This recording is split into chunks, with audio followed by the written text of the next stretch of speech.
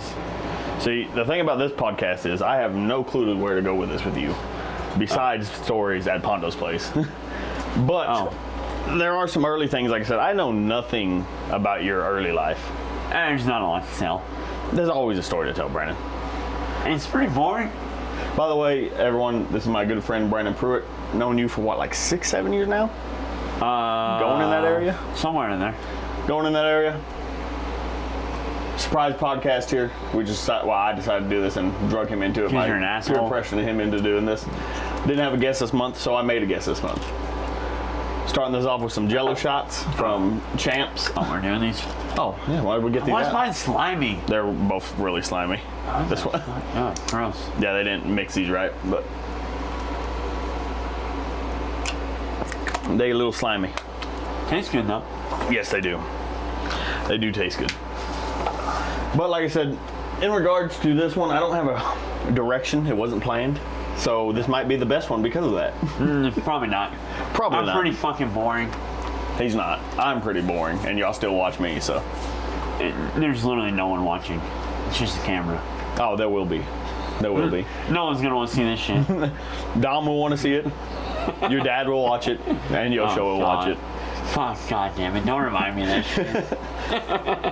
But no, when it comes to, as long as I've known you, there's so little I know about your past, and you probably know a lot more about my past than I do fucking your past.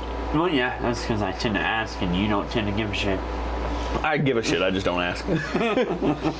But no, your early life, from the things I've seen with your parents, you know, the few times I met them, they seem to be pretty well off. I mean, was that even growing up too, or was it completely different? Oh, no, we were broke as shit growing up.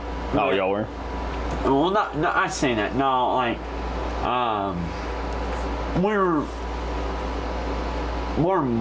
scrapping for money to save up for the next best thing. Like, first, let me put it this way.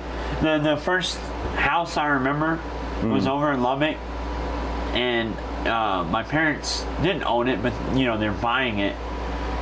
But my dad worked all the fucking time, from like 5 a.m. to about 10:30 at night. He was out all the time working. He worked for Swans. Oh yeah, Swans. Selling, yeah. Doing the door-to-door sales. My dad's a salesman, like straight up. Well, that makes sense even with his current line. Well, yeah, exactly. Yeah. Yeah, he's like a straight up salesman type guy. Meets somebody and immediately knows how to befriend them. Oh, okay. You know, and not even in a bad way. He's actually like just a genuine person. Yeah. You know, which is something I can't do. Yeah, but, see, from the few times I met him, he just super nice from the moment I met him. Your mom, too. God dang, your mom was like super just... Oh, my mom's awesome. Just loves everybody, it seems. Yeah, my mom's my favorite person, to be honest. But see, like right there, I already learned something new. I didn't know you lived in Lubbock, you know? Yeah, no, I grew... I grew up in Lubbock, and then for a little bit we moved to Amarillo, and then moved back to Lubbock. And then once I hit 7th grade was when we moved to Midland, and I was stuck there for the rest of it. Oh, yeah, until you got the shitty Kermit. Yeah. So, yeah, I mean, like for the majority of my childhood was pretty much Lubbock and Midland. Okay, so like you said, you said y'all weren't really hurting for money, but y'all were living pretty conservative, you would say? Yeah, well, we pretty much, like, we were never broke. Yeah. But we were always scrapping for money. So you never essentially... It was just more my parents being frugal. Mm-hmm. Like, you know, like, oh, we didn't get anything, but when Christmas came around, we got like a Sega. Oh, okay. You know, like a Sega. And that was actually my brother's birthday present, I believe. Like my brother wanted that real bad, and so like, when it came time, my dad bought him a Sega Genesis. But that Sega Genesis was for both of us, even though it was for my brother's birthday. Yeah. It was one of those things, like, I mean, we didn't have a lot of money, so the little bit we had, they just directed it. Yeah. And see, that amazes me because that's kind of like, I don't know if you watched the podcast with my buddy Isaac. I remember that. That's He, been the loud. I was pissed. Oh yeah, that was the first one. So I mean, yeah, no, he kind of talked about the same way. I think he said his siblings, they would get a console and it was kind of a shared gift type of thing. How many siblings did you have? Just your brother? Just me. Yeah, just me and my brother. Okay. See, I still never even met your brother. Of course, he doesn't live around here, does he? No, he's in Minnesota. He's goddamn Canadian. He defected that motherfucker. So, born and raised in Texas, obviously. What led you to Kermit? That would kind of came to my mind. Goddamn fucking Ratliff Electric, bro. That was the only thing, really? Yes, that was it. Was it Yosho that pulled you in there? No, or it what was Sal. Sal. See, I never met Sal. Well, yeah, it was one of those things. Okay, well, kind of roll it back. Yeah. Fresh out of high school, I met Yosho. I was in a band with one of my best friends at the time, Oscar, and him and Yosho were real close, and I ended up in a band with Oscar. Well, Yosho saw me playing with them, and his words were, "Yeah, we saw them, and they were absolute dog shit, but we saw you playing, and we're like, man, we need that guy." And so kind of after the fact, Yosho hit me up and was like, "Hey, we need a bass player. Would you mind coming in, just playing for us?" I was like, "Yeah, I'll try out." He's like, no, like, we want you to play for us." It was like, I didn't even try out. I just showed up, and they started showing me their songs, and I learned their songs. It was Yakuza Crab Boss, which I think I still have the EP. That was the name of the band? Yeah, Yakuza Crab Boss. Okay. And I just started in on that, and it was just a snowball downhill from there. And I was 16 then, and when I first moved out, 17, I was with Yosho. We got our first apartment, me and him. Funny story, when we moved into that apartment, we had a bunch of trouble because I was still a minor, 17. And so when we moved into that apartment, they fudged the paperwork, I guess. I don't know what the actual history was, but they actually, when I went back to try and move my next apartment, they were like, "We don't have a history of you." So we pulled out the paperwork. Turns out they put his last name on me, so I was Brandon Torres on the fucking paperwork. So you're all married then? Yes. Yeah, basically I was married to Yosho for the whole year. Oh, man. Yeah, so we did that. Oh, good lord. And then Sal ended up leading you to Ratliff, and you moved. Oh, sorry. Yeah, I got way sidetracked. Oh no, you're good. We're gonna get that. We're gonna get sidetracked here a lot. Yeah, but no. Because we were.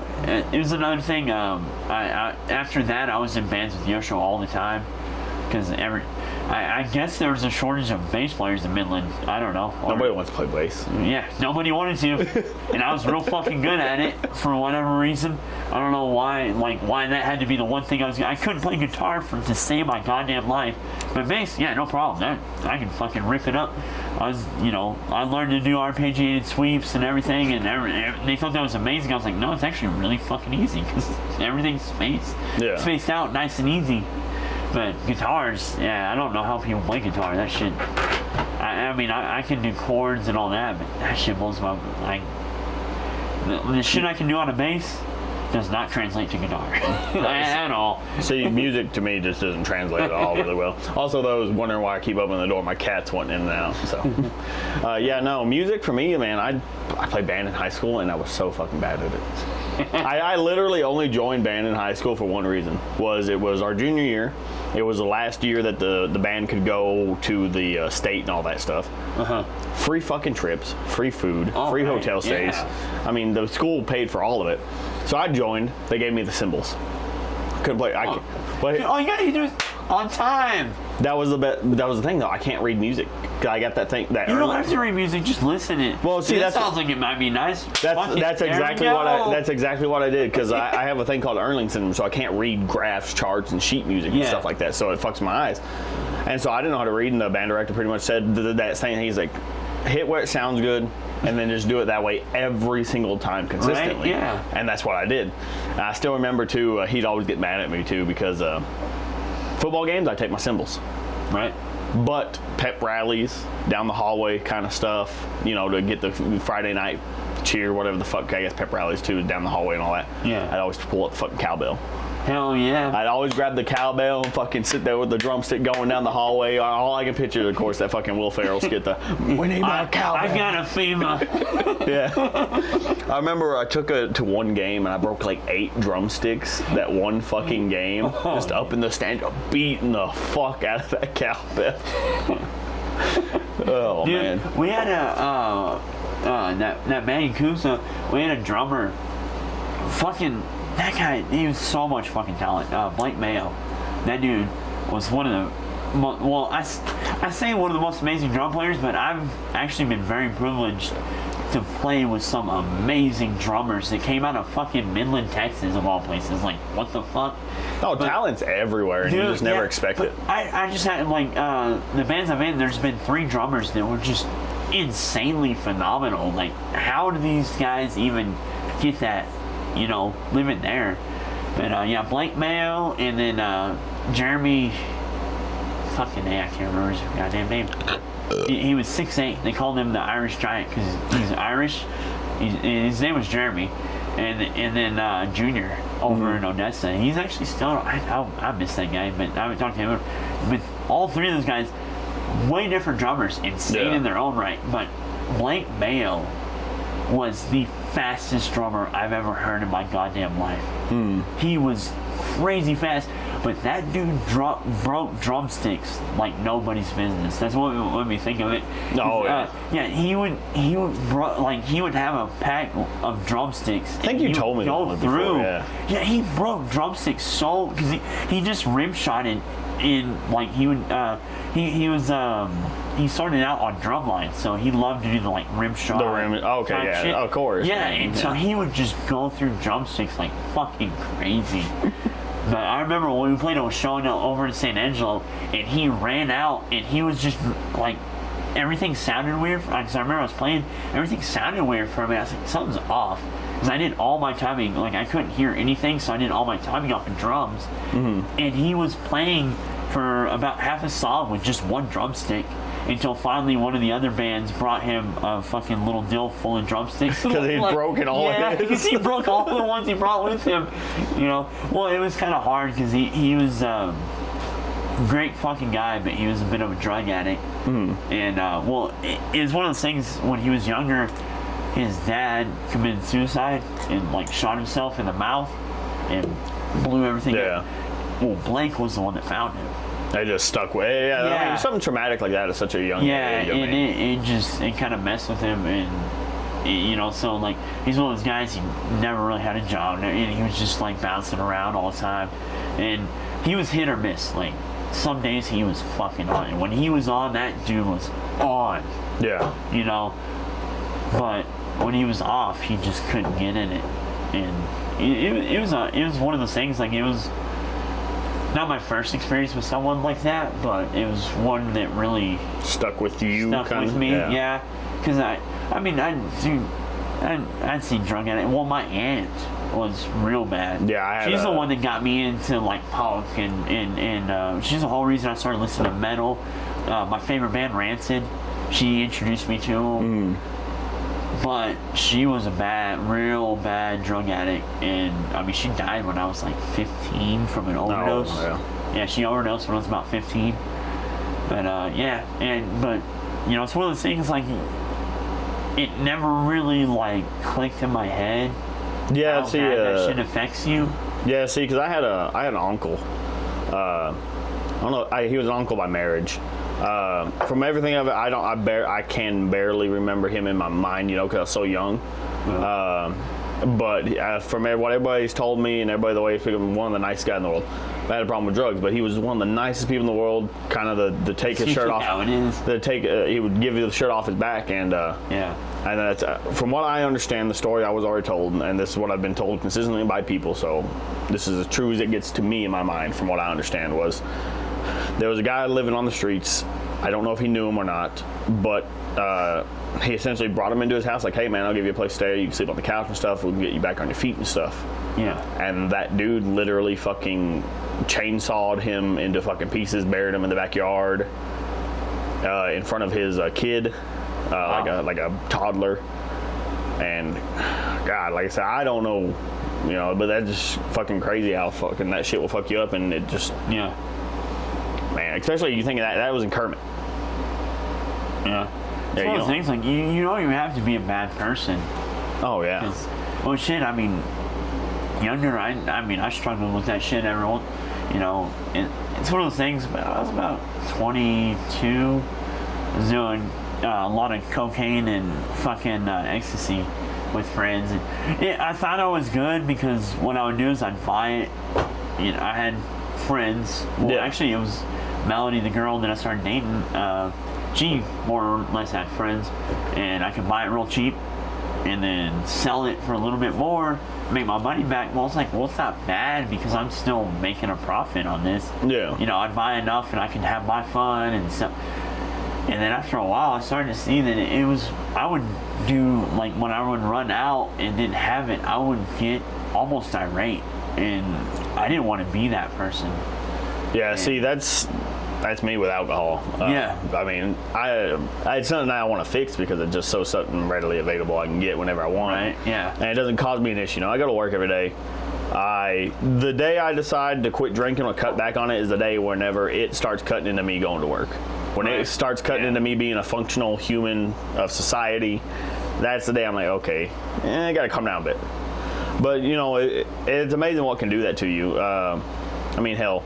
And like you said, it's never even a bad person. I mean, you know, my roommate, Dalton, I mean, he got bad with it for a while.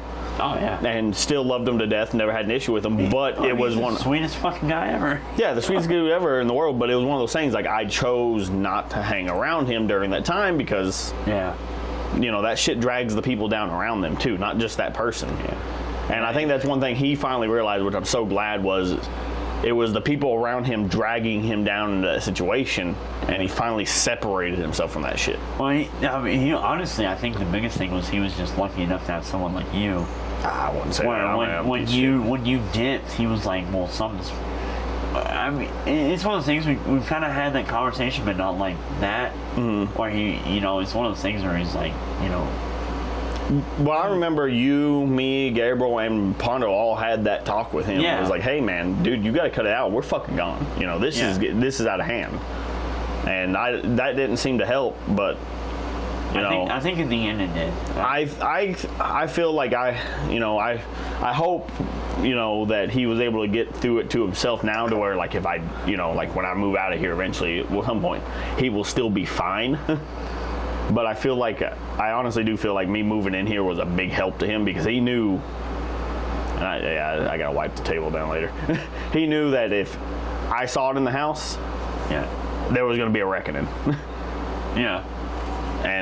But yeah, no, it's like you said, the nice people though, fucking, you know, usually end up. Drugs don't make people bad. No, they don't. They really don't. Like, but there's certain people that just have the type of personality.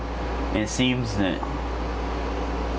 drugs turn them into someone they're not. Well, it's like you said, you've had your fair share, I've had my fair share, you know, but you said you saw a difference, and that's when you were like, hey, something needs to change. Well, it's one of those things, like, I haven't in like fucking years now, but even at that, like, I would do coke every now and again, and I would just have a good ass time, and then I was done. But I had friends that, like, once they started, they couldn't stop. They had to have it, yeah. Yeah, and I mean, like, even with alcohol, I really have to, like, put the hammer down on that. And honestly, if I didn't have Noah, I don't think I would be able to. I really don't. Well, see, everything around. Alcohol is the one thing that if I didn't have Noah, I think would probably fucking wreck me. See, because that was one thing that just utterly surprised me was whenever you left the job here in Wink, and it was like, what, 3-4 months before I saw you in Midland again or Odessa? Yeah. And we went over to Texas Roadhouse, and mind you, and I ain't talking shit about it, I mean, this man would drink like an 18-pack a night. Oh, yeah. Easily an 18-pack every single night. Weekdays. Weekdays at work the next day. And I saw him in Texas Roadhouse. We met up there. And, of course, you know, I was like, let me get a Shiner on draft. He said, let me get a sweet tea. I look at him like, you ain't drinking? He's like, dude, I haven't touched a fucking beer in months since I left. Since I left that job, and since I left Ratliff, fuck it. I mean, I don't give a fuck if they watch this or not. Well, that was more on his spite. It was one of those things that, like, it's okay as long as you don't come in drunk. I came in, and then they went the surprise drunk test. Okay, no problem. I don't do drunk. Went, passed the drunk test. But they did a breathalyzer. 0.02. Okay, well, that's passing. That's technically passing. That's passing for fucking workplace, because workplace is 0.04. Hey, see, that's not even technically. That's legally passing under fucking government standards. And they still used it as a reason to fire me. But there was a lot of build up to that.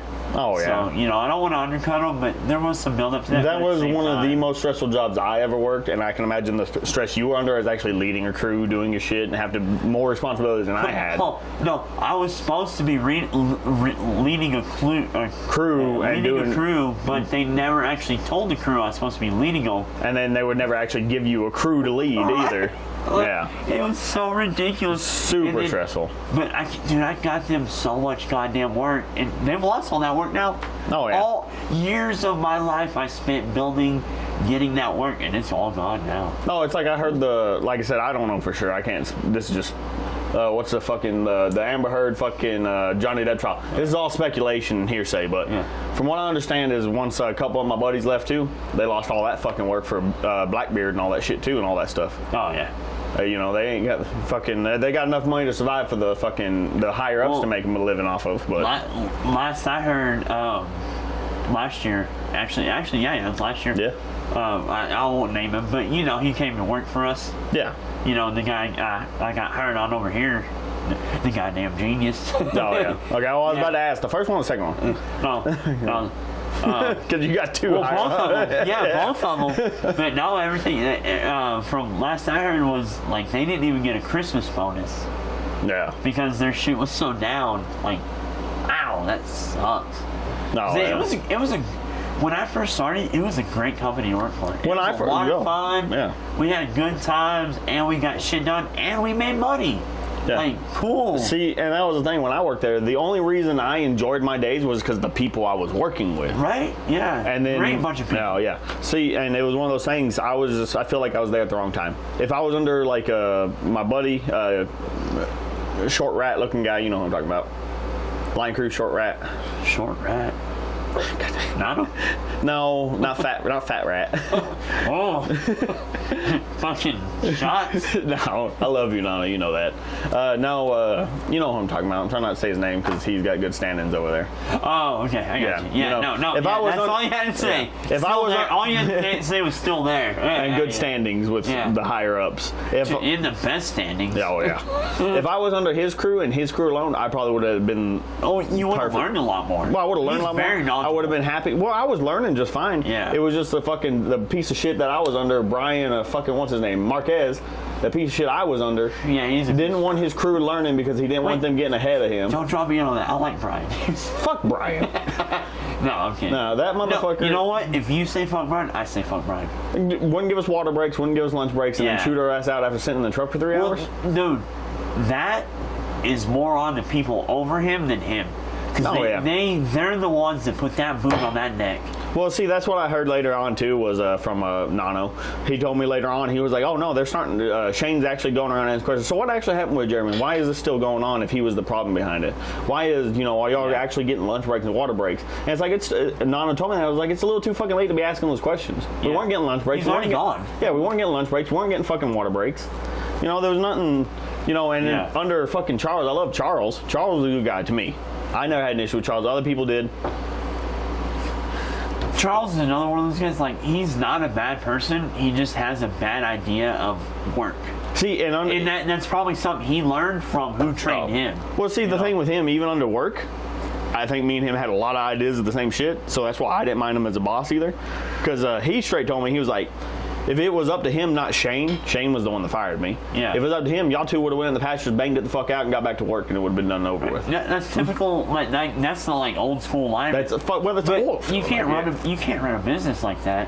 And you can. You can. You can be a line You crew. can, but only for so long. You can run a line crew like that for a good while. Yeah, but I mean, with all the, you know how it is. No, like, modern day shit, the way it's getting lawsuits left and right. You can't run a business like. Yeah. And you have to adapt.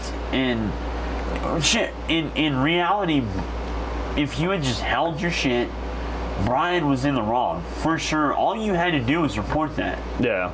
Well, see, that was the thing too. Ratliff is a company that's been built in Wink, been a staple in Wink, and just, it's a Wink business. And I love Wink, Texas to death. I love Wink School. I love Wink, Texas.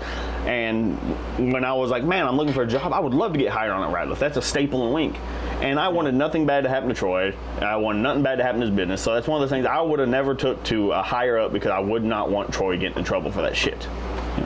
But that's one of the things, like people... Oh, nowadays need to be held accountable for the shit they do. Well, see, that's what I'm saying. That's where the personality shit. Maybe not destroy their life. Yeah. Well, definitely don't destroy their life. Yeah. There's no reason for that. Oh yeah. But just sometimes you need that reality check to tell you, hey, you're fucking up. Yeah, but that roll your shit back a little. Well, that was the thing with Troy too. Like I've maybe spoken like 10, 11 words to Troy my entire life. Yeah. He's too fucking rich and too pompous for me. And I say that now because my personality has changed. Yeah. My view of world of things has changed. You got to look out for yourself than other people. And this day and age, I would have reported it to the Texas Workforce, whatever commission, whatever the fuck it's called, because that's just bullshit.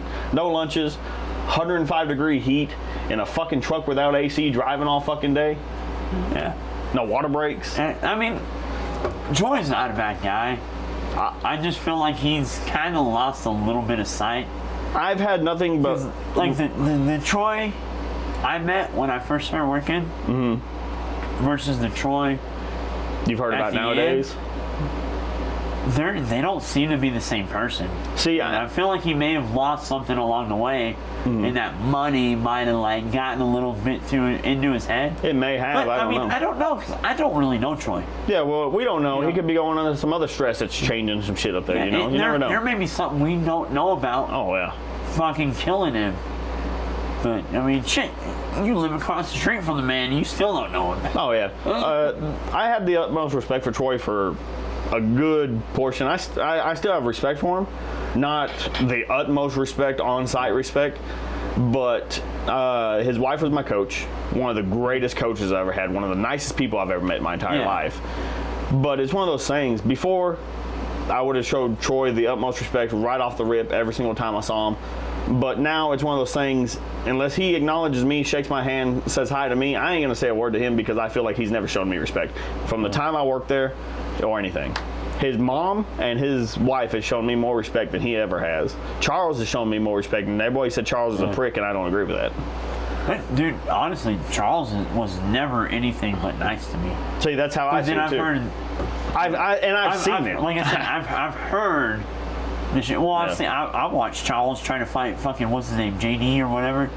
JP? JP. Oh, yeah. JP would have whooped his ass. JP would have fucking destroyed him. Yeah. I remember he tried to fight JP in the old fucking shop. I just heard yelling, and I was clearing out the back of the truck. I was like, what's going on? Yeah, see, what's going on over here? And see, that's where, it all comes down to people's perspective. Because I've seen Charles be a complete fucking asshole to Dwayne. Yeah. Everybody has seen Charles be a complete fucking asshole to Dwayne.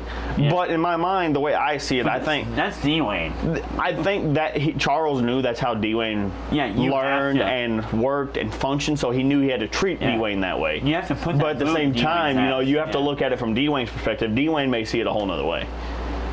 I don't know. It's one of those things like Dwayne didn't listen until you fought, because everything was a joke to him until no, dude, I'm for real. Shut the fuck up and listen. And then oh, okay. Except Like a Boss wasn't a joke to him. Oh, Jesus Christ. No. I thought he was going to murder me one day. Oh, I thought he was going to murder me so many days. Yeah, they put up a fucking radio tower for us. Was that when he stabbed himself? No. Oh, okay. Wasn't that radio tower? Different radio tower. Different radio tower. Man. This was at the Brown SWD over on Dimmittfield Road. But we put it up. It was that was some sketchy ass shit. Every job we put up a 100-foot radio tower with a goddamn boom truck. 100-foot radio tower with a boom fuck that only went up like 50 feet. Yes. We hooked it in the middle, lifted it up, and after we got it set, I remember, I'm not going to name any names, but it was someone for a certain company. Don't want to name that, but he was like, yeah, that's the sketchiest shit I've ever seen. If HR or anyone ever knew about that, because it was a bigger company. But is it Prick Boy? Huh? The one I don't like? No. Oh, okay. No. Well, he was there, but it was his boss. Oh, okay. Yeah, I never met his boss. Actually, that guy that I'm talking about actually works for Ratliff now. He runs the Ratliff in Midland now. Oh, okay. They're the one that has no workers? Yeah. And he was like, if anyone ever found out about that, they would have all our jobs. What? There's going to be like one random dude from like a Texas board of like workers thing watching this shit like, I am taking notes and I'm coming down there. Yeah. No, see, fucking, oh man. The reason I said it was that one because remember fucking D-Wayne stabbing himself in the face? Yeah. That shit was fucking, for those that don't understand, D-Wayne was one of those guys that you couldn't help but pick on because of his reactions. And I'm not talking like semi-bully, but not a bully way, because this motherfucker could literally grab you and destroy you in a heartbeat because he was he like... could rip my arms off. What would you say he was? Like 320, 340? 380 easy. Yeah, big motherfucker. Like what, 6'2", 6'3"? He's a little taller than me, so yeah. Somewhere in that area. And just a big dude. But his facial reactions, the things he reacted to, it just didn't make sense. Like I said, you play the song Like a Boss by Lonely Island in front of him, instantly pissed to the point where he may punch you. He's punched me before because of it. Other things, Danica, there was this fat chick in Kermit named Danica Young that I fucking just joked around about, like, oh yeah, you hooked up with Danica Young, and it got around to the fucking electricians, everybody in the line crew, the bosses, and that was Nano's fault. That was Nano's fault, yes. I kept it among the line crew, and he was fine with that, but once it got to the electricians, and Shane especially, he hated Shane. It got pretty out of hand. He hated that. And then there was a guy named Niles. This motherfucker named Niles, I couldn't stand. Niles is a fucking... Niles ruined my fucking life for like a year and Niles is a piece of shit human being, and I hope somehow this reaches him and he hears that. But D-Wayne hated that guy. D-Wayne also hated being called Jerry, which is his brother.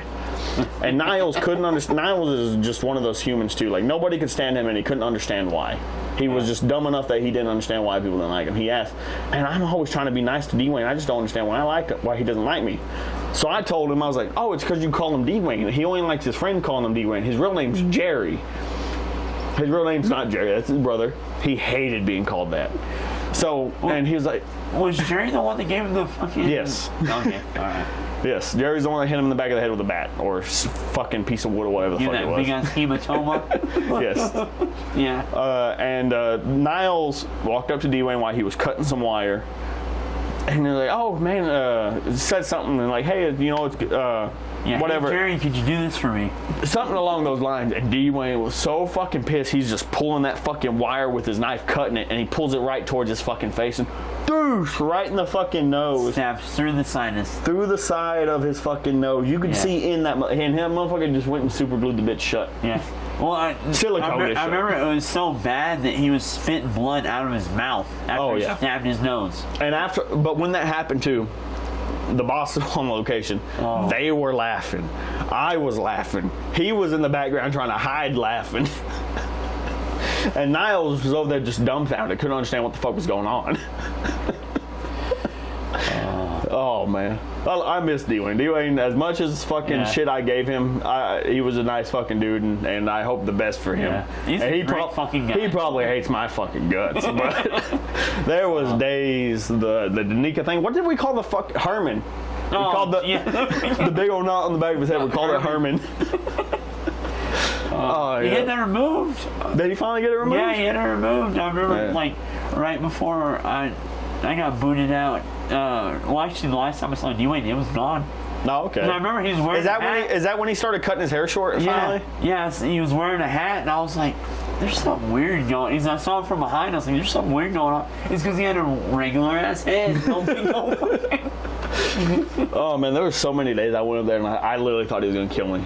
There was a time fucking this motherfucker gave our other friend his number, And he started calling him and texting him like, oh, it's Danica, you know, I miss you, baby, and all this shit.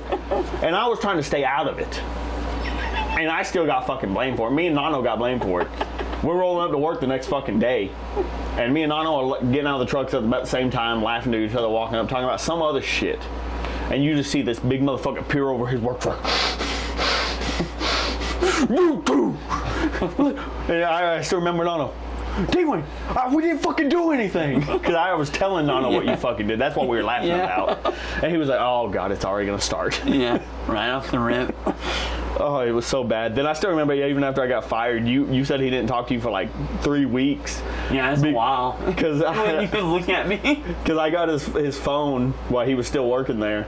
And they would have to go on call-outs and stuff. And my work phone. And D-Wayne was on call that weekend or whatever. I was like, hey, let me see your phone, man. You want that? That's really sweet. Oh, yeah, I'll take it. Fuck it. And, yeah, it was probably a little sweet because I made it a little bit different. That way I can get the strainer and all that shit right without... Yeah. I made it less work, so it made it sweeter. That's real sweet. But, well, I made it with simple syrup instead of sugar. No, you got the sweetening. You got the syrup. Yeah. Mine was a little bit bitter. You got the syrup. But, I took his phone, and I called him off his phone. He didn't recognize my voice at first somehow. Hey D-Wayne, or hey bud, you know we got a call out over on the that you got to go out to, and you can hear him shuffling, putting his boots and pants on. Oh yeah, but okay, what lease is it at and stuff? Oh, it's at the Danica lease. We got a whole lease down, and you just hear him hang up the phone. Brandon said he didn't speak to him for like 3 fucking weeks after that. Wouldn't even look at me. Oh man, those were some good times. I can't believe his house burned down. I think that was insurance. Well. Not even that. You think he had insurance on that thing? Really? No, it didn't even have a floor. Nobody would insure that. Yeah, like it was literally like you walk in and it's dirt. I was like, "Where's your floor?" No, we don't need that. Yeah. Oh. Yeah. No, that house was fucking crazy. The maze you had to walk through just to get to the door. Oh man. Yeah, it was literally just dirt. Man, those were some good times. We had a lot of good times when I was working there. Especially after hours and some of the shit we would do. When you knocked your ass out with a 1-inch fucking bender. That was Joseph's fault. No, that was all you. That was Joseph's fault. That was all you. Hey, pick up that leg. Okay. Mind you, it wasn't the bender pipe in that motherfucker. It was a rock bar. Yeah. Yeah. Oh. Hey, you got to rig rocks for 2 weeks. That was harder than anything I fucking did. Right? That was punishment because I got hurt. Yeah. Even though I did the liberties and said everything happened at the fucking house, by the way, Troy and Jane. You're welcome for that. Oh, man. Oh, man. Oh, this shit that went on over there. Oh, man. But, dude, some of the things we did after hours, though, like when I was living at the fucking trailer with Bert and Gabriel, those were the fucking days. Yeah, that was a lot of fun. Fire pits, rabbit hunting. Me holding him off of you. Oh, that was... I say holding him. You know, Pondo drug my ass. Yeah, drug at you. I say holding. He just carried me toward you. Stop! Fucking stop! We made it up after that. Yeah. Oh man, but y'all need to fucking make up already. I've messaged him. I have called him. I have done everything. Tried to contact him through Gabriel. It's all him now at this point. Yeah. There ain't no makeup between me and my side. It's all him. Yeah. I mean, but I hope he does because I miss that motherfucker. I still love that guy to death. I told him that the other day on Steam. I was like, well, maybe I can get a hold of him through fucking Steam. Yeah. He don't even answer me. Yeah. Nah. Like I message him on Steam every now and again. Nothing. Well, they said he hadn't been on for 2 weeks, so I don't know. Yeah. Well, every time I look, it's like on 3 days ago. I was like, okay, well, if I message him, he'll be on it. And then I'll let it go a couple weeks and get on 2 days ago. No message. Nothing. Yeah. Yeah, no, but man, we had some good times though at that fucking trailer. I still remember. Remember when I had the moonshine? So there's a guy here in town. I ain't gonna name him because that's the last thing he wants. Guy here in town that makes some moonshine, some good ass fucking moonshine. Is a lemon drop. Everybody that lives here knows what I'm talking about. That knows, but yeah. Lemon drop. I bought a half gallon of this shit. And I gave a couple sips out that night to other people, of course. But I was mainly drinking on that bitch, sitting on a fucking ladder outside while we're out there having a fire pit. And I'm like, this shit's fucking weak. There's no fucking alcohol in this bitch. I get up to go take a fucking piss. At this point, I only have like this much left in that half gallon. Not a lot left. When I come out of that fucking camper or that trailer stumbling, falling out that fucking door like he said, down the goddamn stairs. Yeah, I remember that. And I remember standing up. I said I was gonna fucking finish it, and then chug the rest of that bitch. And all these, Jeremy, no. Yeah, I remember when Crafton tried to get away. Like, you got most of it, but we got some of it away from you. Not enough. Not enough that night. Because the plans after that, we were going rabbit hunting. Yeah. And our rabbit hunting details from us hopping in a fucking Hummer. It's totally legal. Totally legal. Totally legal. Hopping in a fucking well, it actually is legal right here, so it's good. Hopping in a fucking Hummer. Yeah, all the other shit we shot wasn't. I mean, we only shot rabbits. Only rabbits. Going down the lease roads, looking for rabbits, shooting rabbits. I believe they call it spotlighting. We didn't spotlight most of them. The headlights gone. Anyway. Yeah, dude, that was so much fun. Oh, Hummer. Those were times. I remember sitting out on top with the fucking 12 gauge, just waiting. Oh yeah, like I said, I remember somebody would always be sticking out the sunroof from the front seat. Pondo would be in the fucking driver's seat with his fucking shotgun or AR up on the fucking mirror. No, he always had the AK. No, he had the shotgun and stuff with that too a few times in the mirror. I remember that. I would always be in the back seat sitting on those fucking tiny ass Hummer windows, which somehow made perfect fucking seats. They were more comfortable than the seats in the bitch. Yeah. And another person on the other side doing the same thing. And we'd always do something. This is how we'd always do it. We'd shoot the rabbit and either go stomp its head out or do something to kill it, put the rabbit out of its misery. Just to save a bullet and put it out of its misery, of course. We didn't want to suffer. Well, my drunk ass that night, a little too fucking drunk. We were in down a pipeline right away. Soft sand, freshly right away. It was pretty soft sand. Hummer had the 4x4. We were making through just fine. I shot a rabbit. I said, pull up next to it. We pull up next to it. I climb on top of that fucking Hummer. I was in one of my work shirts from Ratliff, too. Climb up on top of that fucking Hummer. Jeff Hardy swanton bomb off the front flip off that fucking Hummer. Oh. And that fucking rabbit just exploded under my fucking back. I had so much fucking blood all over my back. It was ridiculous. Man, we're gonna get hit by PETA. Right? Fuck PETA. Yeah, fuck PETA. Because even later that night, we were chopping rabbits and having a katana. I mean, that's how we were putting them out of their misery, too. Yeah. Or remember when y'all get those gladiuses? Oh, yeah, the gladiuses. Yeah, I remember chopping a fucking fridge in half with a gladius in front of the Honda's old trailer. Yeah. We chopped a whole damn refrigerator in half with a gladius. Like, made by Cold Steel, by the way. Cold Steel, good shit. Very good shit. Oh man, there was so much crap. You remember when I don't know if you were there when me and Dalton tried to cook food in the fire pit? No, I used to have the video of it. I remember that goddamn badger that came up on us. And we got out. That was when Pondo lost your compensator. Yeah, he fucking lost the. God, an asshole. He lost the fucking muzzle guard. Yeah, the muzzle guard. Off my fucking 45. Shot it so I only got one shot off. Like, yeah, now it's in the fucking pasture. The goddamn muzzle. Because he picked it up and turned it and then unlocked it and it shot and it flew off. I lost everything. I lost the recoil spring and all that. I remember we had to hold Ronan back from going after that fucking badger too. Well, no, yeah, because I was holding him back and I had. Ronan's a big fucking dog. Yeah, he's a big bastard. He's 112 pounds now. God damn. Yeah, he was only about 95, 98 back then. Yeah, but still fucking nothing but muscle. Yeah, well, he was solid muscle. What is he? He's Well, he's half German Shepherd, half Great Pyrenees. Great Pyrenees, that's why. Yeah, half and half. Yeah, that's a big fucking dog. He looks like a honestly, he looks like a German Shepherd. Yeah. But like if it was a lion, because he has that big, real thick fur around his neck. I was gonna say to me, he looks like a fucking really, really big husky. Yeah, yeah. That white, because he has that whitish fur, tannish fur kind of. Yeah. With the black in it. It is light in color for a German Shepherd. Yeah. Yeah. God. But yeah, no, there was a badger out there, and we shot that thing so many times before it went down. Yeah, fuck badgers. If y'all don't know, by the way, they don't go down easy. If you're fucking, because I remember watching a TikToker. He's like from the UK, and he is convinced everything in America is fucking ridiculous compared to UK animals. Their badgers, those are the badgers over there that inspired like the badger mushroom video. They're nice, sweet looking like skunk badgers. That's what they look like. Ours are like crackheads. Honey badgers, fuck. Those things do not give a fuck. They will fight anything. They will fight a human. They will fight a fucking dog. Like Pondo was shooting it with an AK. I can't remember what Gabriel was shooting it with the AR. You were shooting it with the long Colt 45. The fucking repeater. You were shooting it with that fucking 45 repeater.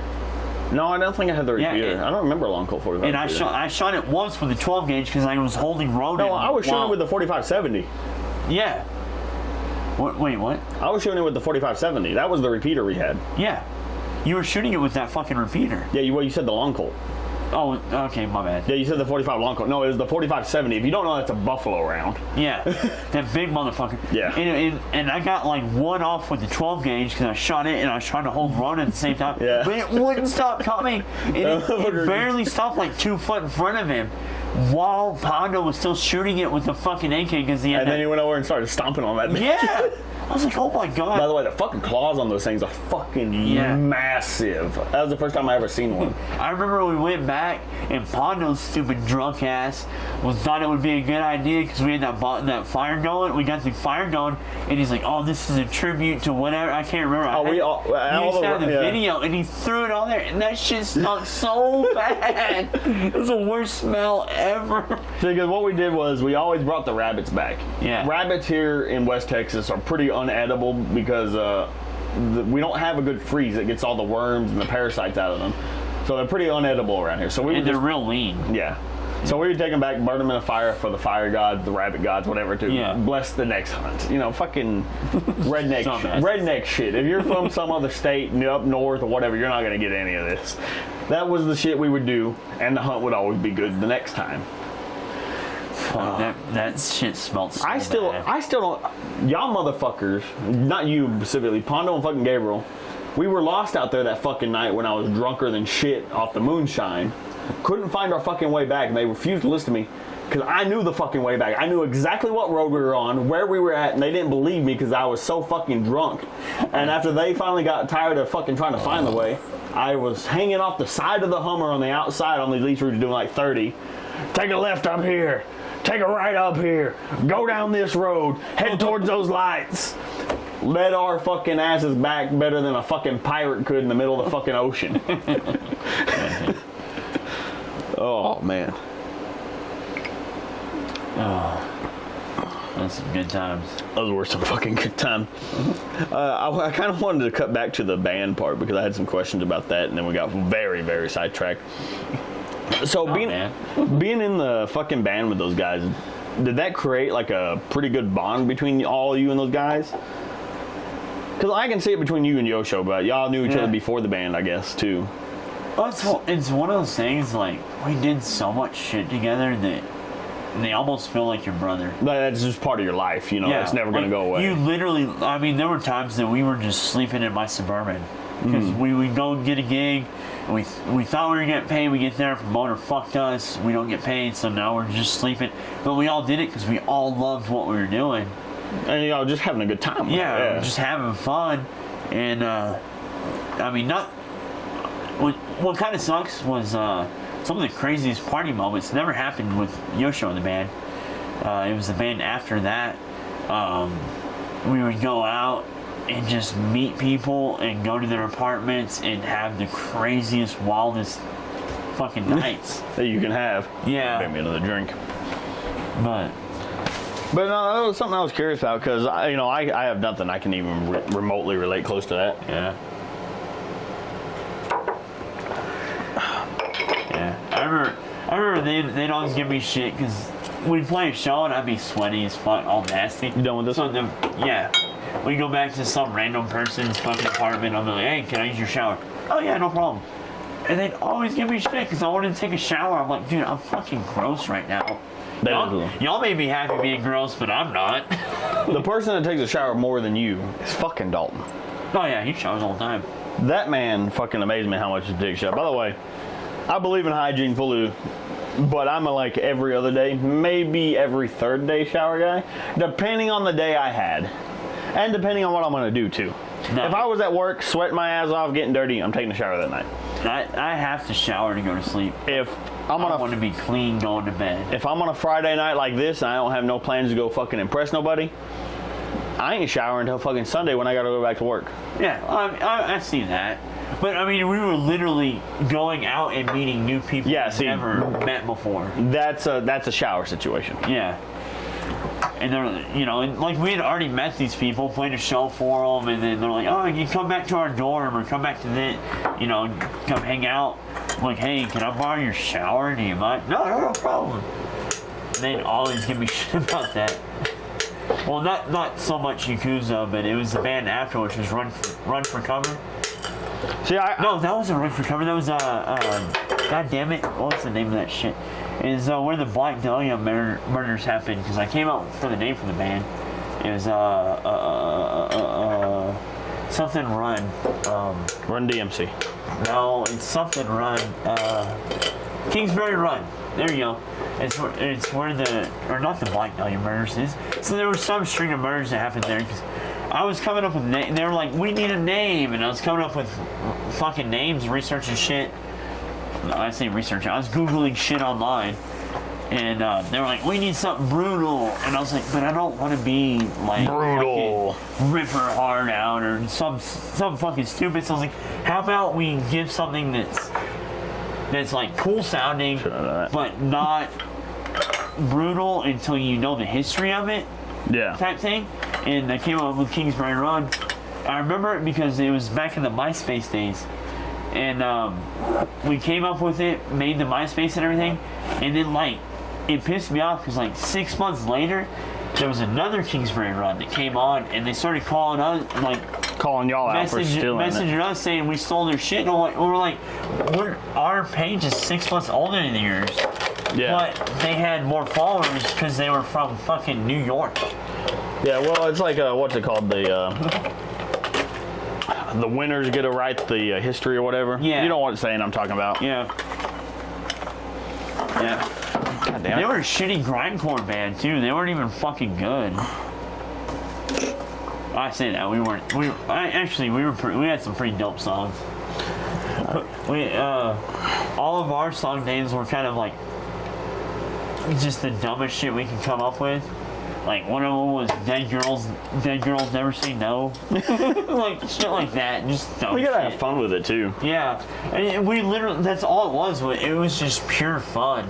And that was the one that Jeremy, the Irish Giant, he was the drummer for that. That dude, that guy was a fucking machine.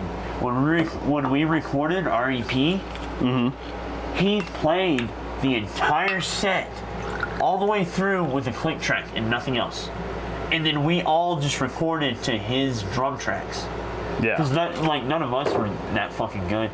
I've learned to play to a click track now, but back then I couldn't play to a click track. But he literally recorded the entire EP, just him and a click track. That was it. And then we recorded all our shit to his drum track. But yeah, that dude was fucking, like, you talk about top tier talent, that guy was fucking insane. And we actually got him after he finished with the band How to Start a Fire over in Midland. Amazing band. Phenomenal. Those guys were so good. But they had kind of like an indie pop punk sound. Yeah. They were fucking phenomenal. They had two singers, both playing guitar while they were going. Oh, dude, they were so fucking good. Yeah. Like, even now, he's over in, last I heard, he was over in Austin, and he's playing with another band there. I wish I remember their name so I can give them a shout out, but I really don't. And they were doing, like, pretty big shit over in Austin. Yeah. And yeah, he wasn't just doing drums for them, he did, like, drums and percussion, so they had some really cool shit going on. I watched them, but they're more, like, super indie, style music. No, okay. Yeah. So when y'all went on tour and stuff, how many, like, was it mainly at Texas, or did y'all do other states too? I mean, not counting the fucking New Mexico, but pretty much just Texas, New Mexico. Yeah. Really never. Pretty made local. It, yeah, really never made it past that.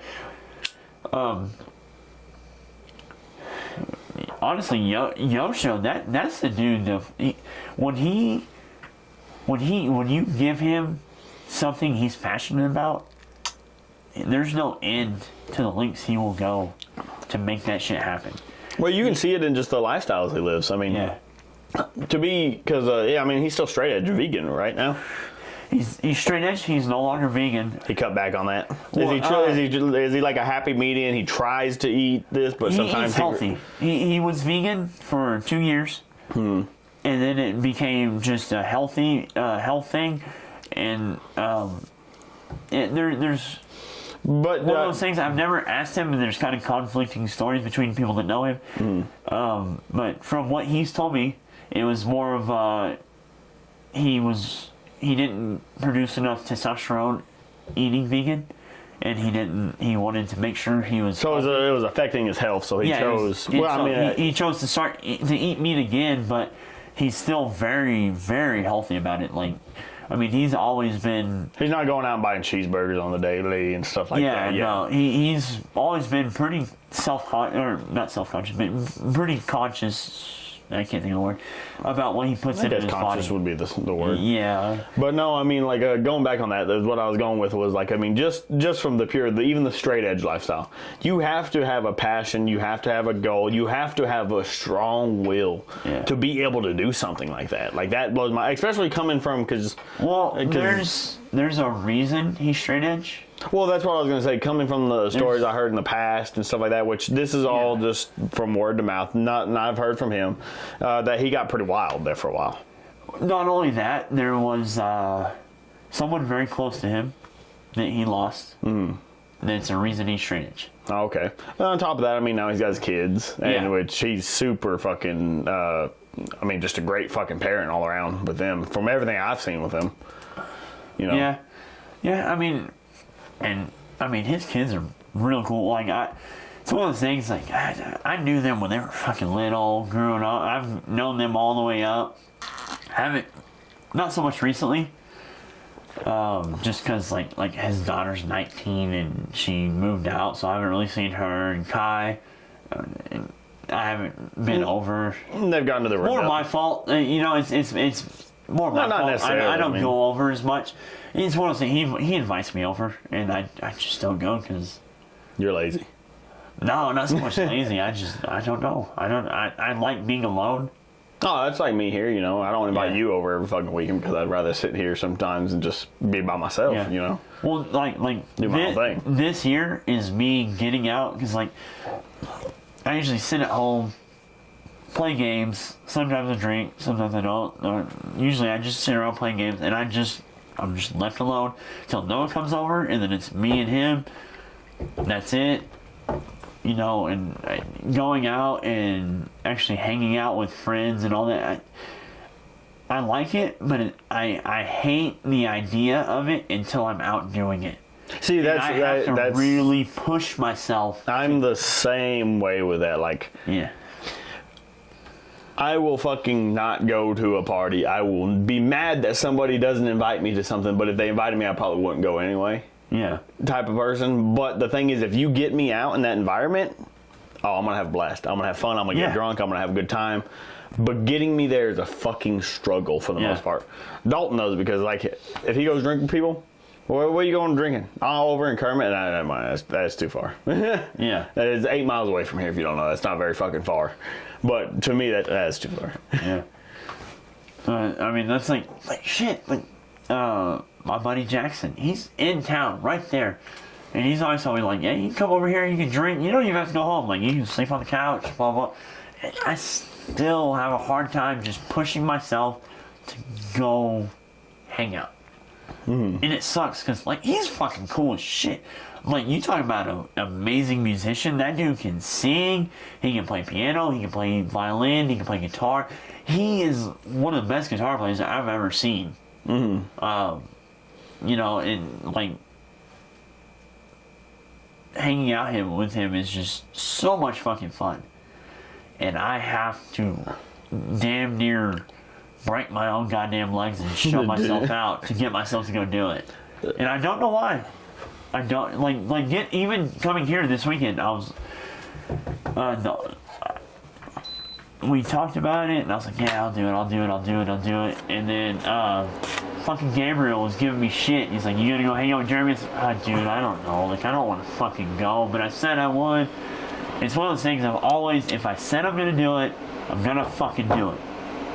And that's the hard part, it's hard to get me to say I'm gonna do it, because if you get me to say I'm gonna do it, I'm gonna fucking do it. And I hate committing to things because, like I said, if I say I'm gonna do it, you're gonna do it. I'm gonna fucking do it. See, honestly, before you met me, I completely forgot you were supposed to come over this weekend. Yeah. And the only reason I did is because I said I would. Yeah. See, and after you said, I was like, oh yeah, Brandon was supposed to come over this weekend. And I was like, yeah, that's why I met you back. I was like, yeah, I still want you to come over.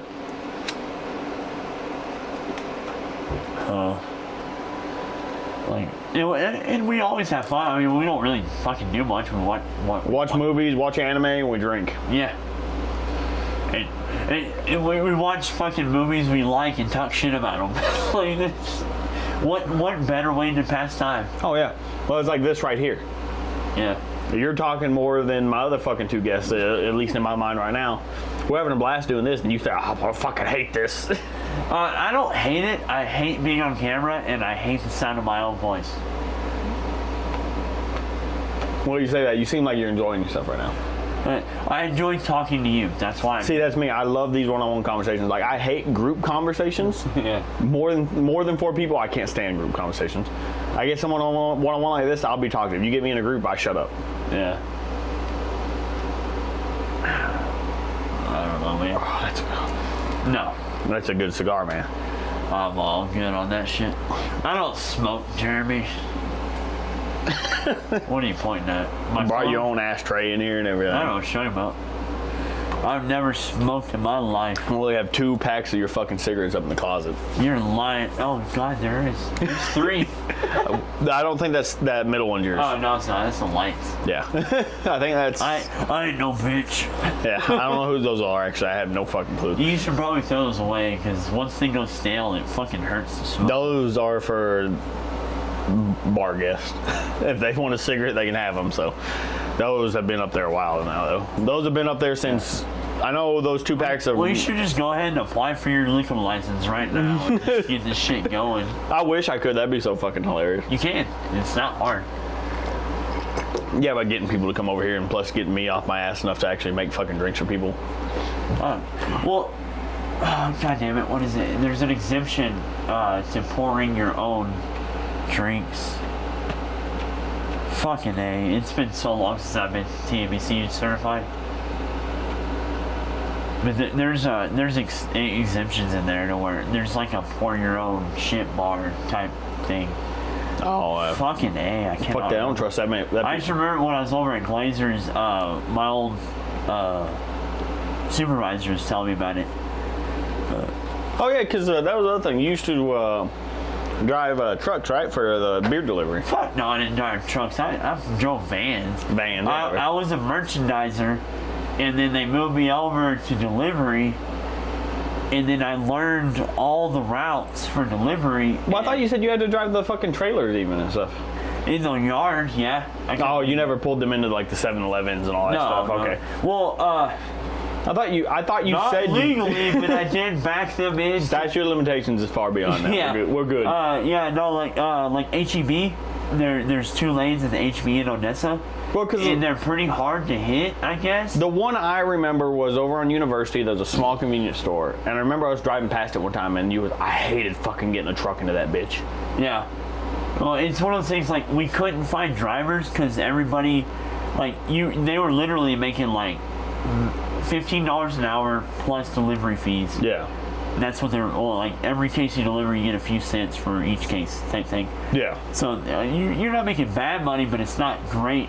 For a CDL driver. Yeah, for a CDL driver at the time, you can go fucking run a water hauler. All you get your take your endorsement, run a water hauler, and make $32 an hour plus deliveries. Yeah. And so, like, we kept losing people to that. And so what they did was they started pulling guys from East Texas over in the Austin area where Glazers is, like, home based. I think it's Austin. I want to say Austin. It may be Dallas. I can't find. I want to say it's Austin. It's been a long time. But, so they pull these guys over here, and we start doing delivery. And I would just hop in with them, ride with them, walk them through delivery. And there were guys that couldn't back a truck to save their goddamn life. Well, luckily, my grandpa... You knew how to back a trailer. And my dad enforced that shit at me. Like, yeah, you know... Yeah, it's one of those things like even we got a boat when I was younger. I was about 13, 14. We got a boat, and if you wanted to drive the boat, which I wanted to drive the boat, you had to be able to back it down the boat dock or the boat ramp and get it lined, get it lined up, back it down right, and be able to unlatch it and everything by yourself. See, I never had to do any of that with my dad. The one thing my dad made sure I was good at was backing somebody up to a trailer. Yeah. That was the one thing he always made me know how to back somebody up to a trailer. Yeah. I used to be that motherfucker. I'd always stand on the fucking tongue of the trailer, like lining that bitch up with the crotch perfectly. Yeah, see, like even at that, my brother, coolest fucking guy you've ever met now, he was an asshole. In our teenage years, he was a fucking asshole. Little things set him off. He had anger issues. Definitely came from our dad. One of those, like little things set him off. So I had to learn to back someone up perfectly with it. Ball, over here, ball's out there, get it right, standing out in the side mirror. I had to learn that because if not, my brother would get pissed. See, that's where. At the job I have now, when I first started working there, they had to break me of that because, like I said, I was stand up on the fucking tongue of the trailer while they look at the rear view, lining that bitch up. And that's just how my dad liked it, Yeah. No, I had to learn to do it from the side. Yeah, that's how we have to do it now. It's TxDOT policy. Oh, whatever policy. Yeah, and it's one of those things. For me, it's super easy because I had to learn it at a young age. So for me, it's super easy. But I imagine like trying to learn it now, I'd probably fuck it up over and over again. But and like even now, like you're saying, we have the backup cameras. So I'll be backing up and I'll get close and I'll start looking in the mirror for the, whoever's lining me up with the trailer. Yeah. And they're down here lining me up in the fucking back. The camera? The camera. Yeah, I'm like, what are you doing? I can't see you. Oh, yeah. No, we have to do a lot of procedures over there at my job. Like, we actually have like a rodeo once a year we have to do that tests backing up, spotting people. Yeah. But, I mean, shit, it's one of those things, even without a camera, I can back up to a ball hitch, and it takes me back up, get there, I'm lined up, I'm always... I'm the same way. Usually get it lined up, but I have to get the distance. Yeah, and, hop out, and it'll take me, like, once, maybe twice to get it under. To see, like, okay, I'm a foot off. Yeah. No, I'm still like 3 inches off. What kills me is a lot of people can't understand that you can lower that trailer down and you can yank it over while you're doing it. Like, it's not that hard. Yeah. But everybody wants you right under it so I don't have to work for it. Oh, see, I do that all the time. Fuck you. Yeah. I'm close enough. I do it all the time. If I'm on this perfect, get just to the side of it, I'll fucking just yank that bitch. And it's so fucking easy to do that. With an empty trailer. There are... Even with a full trailer, it's not that hard. Well, like so the equipment trailers we got, you can't do that with those. It's one of those things like Yoshio will tell you to pull forward, even when like the side is gonna hit on the ball. Well, if the side hits on the ball, you just get it down and then kick it off. Pull a little weight off and yank it over and kick it over. Yeah, it's not that hard. But he'll no, you missed, pull forward. Like, I didn't fucking miss on there. It's close enough, damn it. Yeah, we can make that work, man. Yeah, no. Well, it's just safety for something, I guess. I don't fucking know. I don't know. See, Yoshio is somebody I'd love to get on the show. I doubt that would ever happen because I know nothing about that motherfucker, really. Honestly, I've known him for 16 years now. And you don't know that much about him? And I still don't know that much about him. The most I know about him? All I know is the 16 years I've known him. Well, he's told me a few things about before, but like, Yeah. Well, see, that's why. See, that's the whole point of this podcast for me. Is like, I want to get to know people's past, where they come from, how they grew up, their mindset, different ideals and shit how they dealt with situations and stuff like that. That's the whole idea behind this thing. And see, like, the only thing I know Yosho is from working with him at Ratliff, and just both of us talking shit about how terrible work a Doodlebug was. And that one time I went with him to a tattoo convention in Dallas. yeah, That's the only times I really know him. yeah. I mean, And the only other one time. it's one of those things. Like, if you've met him and you've talked to him and you've gotten to know him a little bit from talking to him, you know Yosho. Like, he doesn't change. Well, see, and He really doesn't, yeah. like- No, yeah, I agree with that for sure. Like, and he's also one of those people like if I described Yosho to somebody, or like, okay, you described Yosho to somebody and you described me to somebody, they would say those two will never get the fuck along. Yeah. You know, like, if you describe both of our personalities, we'll get along just fine, you know? Yeah. The only other time I think I've hung out with Yosho outside of Ratliff was the time you, me, Nano, Yosho, and Dalton was at fucking Buffalo Wild Wings in Midland watching the fights. Oh, God. I have to tell this story because fucking hilarious. I think so. Now, I still regret getting him there. huh? I said I regret getting him there. Getting who there? Yosho. No, that was the best shit. So, me and Brandon, generally when we hang out, we just talk shit with each other throughout the night randomly. We're talking mad shit to each other that night. We were having drinks. We were having a good time watching the fights at Buffalo's. Well, I don't know what the fuck Brandon said to me. He said some insult to me. And I remember Yosho looking over, laughing. Are you just going to let him get you like that, Glass? And I just look over calmly drinking my drink.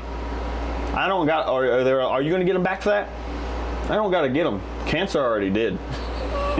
And right when I said it, right now, if somebody watching this that had cancer before is going to be like, that fucking asshole. Yeah. Right when I said that, I was like, piece of shit. I was like, oh God, I shouldn't have said that.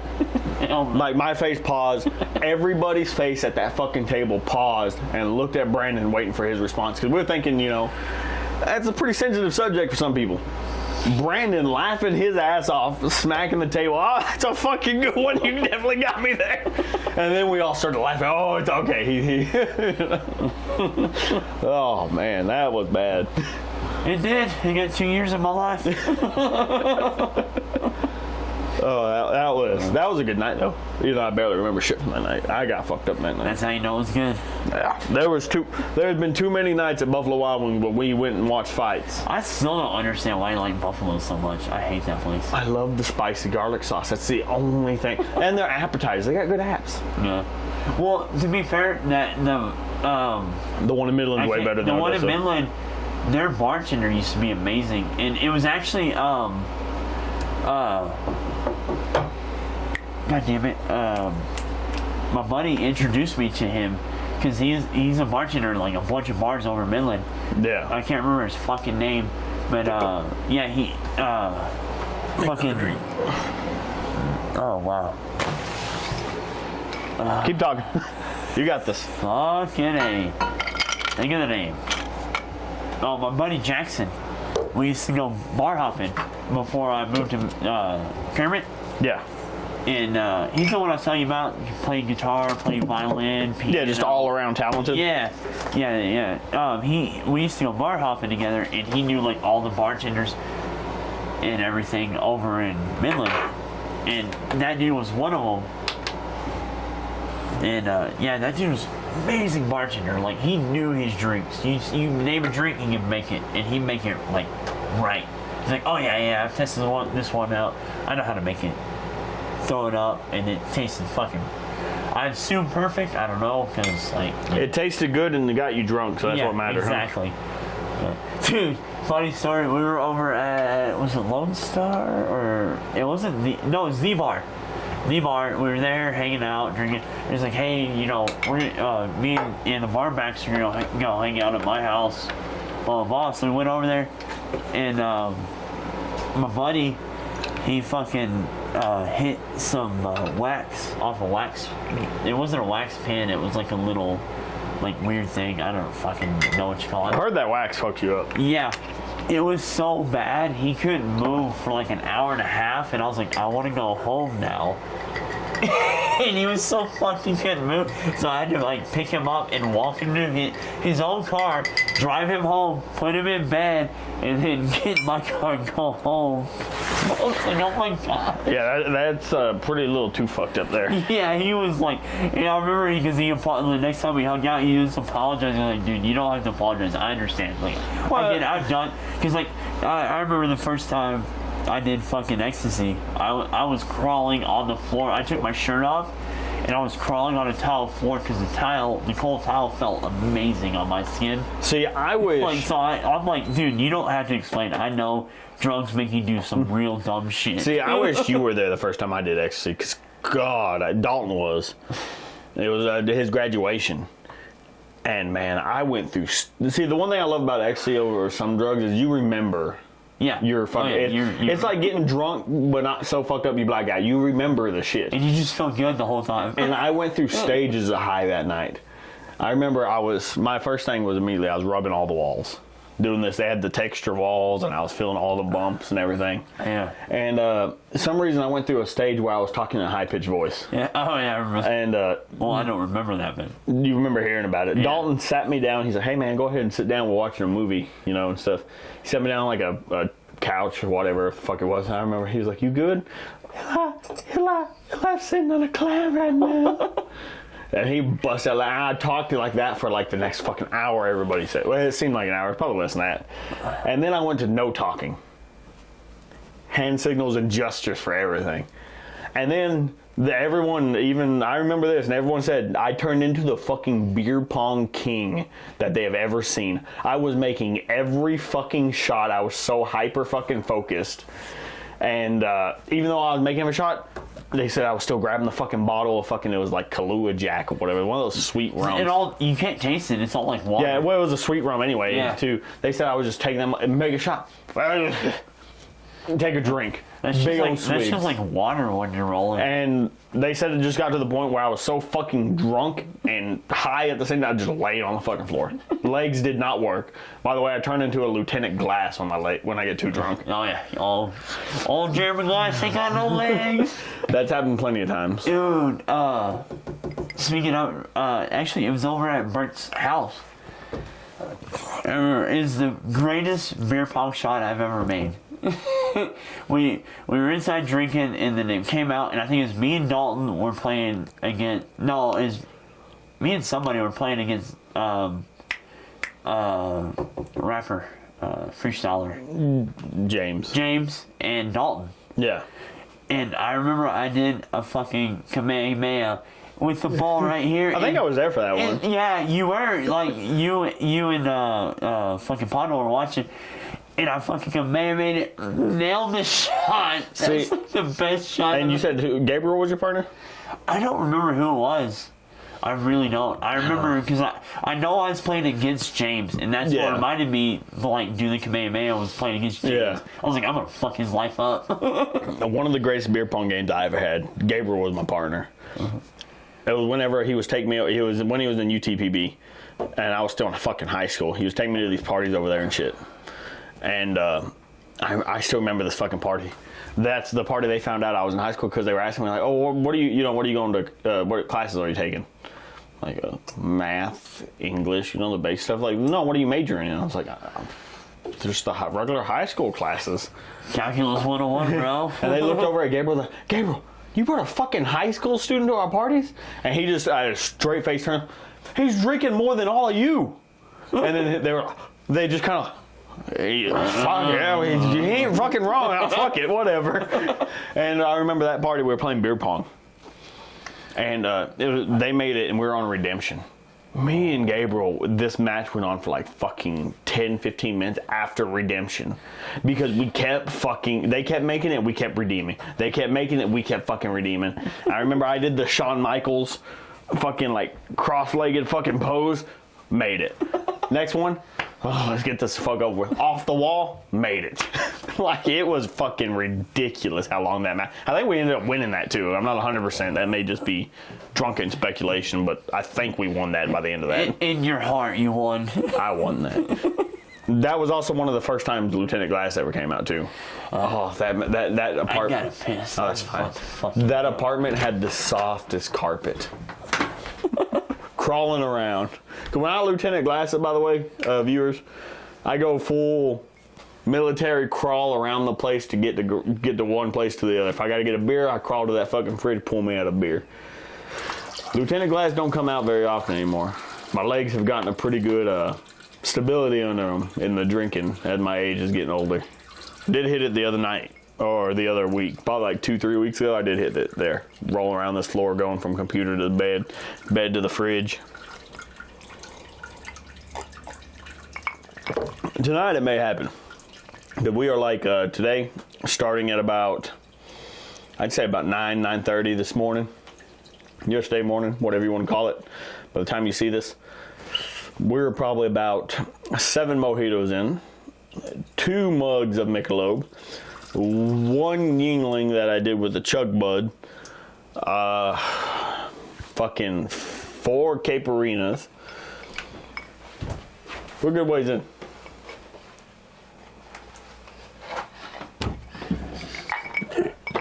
I'm trying to keep it quiet. I'm feet are on the edge. Everybody wants to hear it, Brandon. They want to hear the streams. Oh, They man. can't hear my streams. Speaking of that, I gotta piss. I was wondering when one of us was gonna have to go piss. What? Grab me a beer on your way back.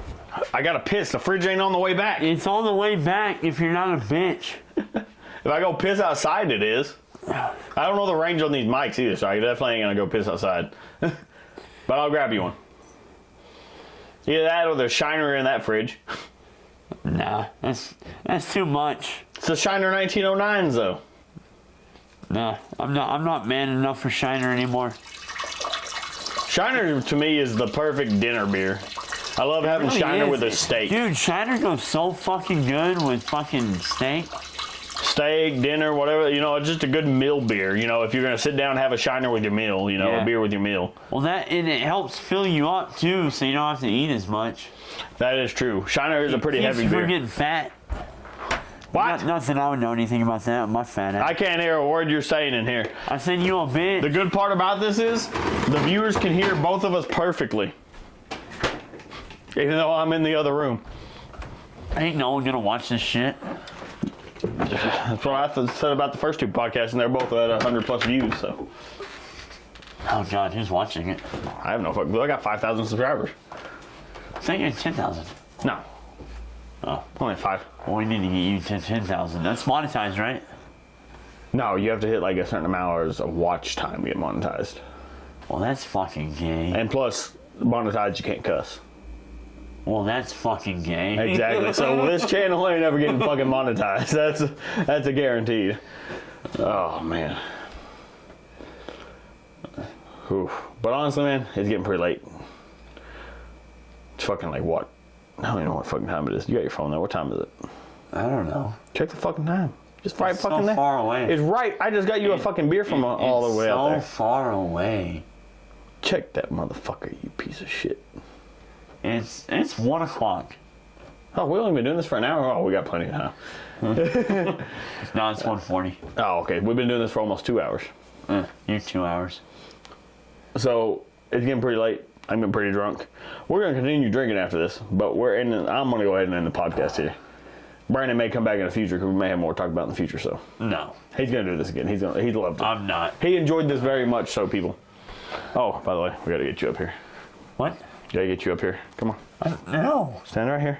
God damn. I gotta have a fucking thumbnail. I'm starting to. You're a goddamn thumbnail. Here's your beer. That's almost empty. I got an empty drink here. We just gotta pose for a second. And then I can get a thumbnail from that later. You're a thumbnail. Can you get your shit off now then?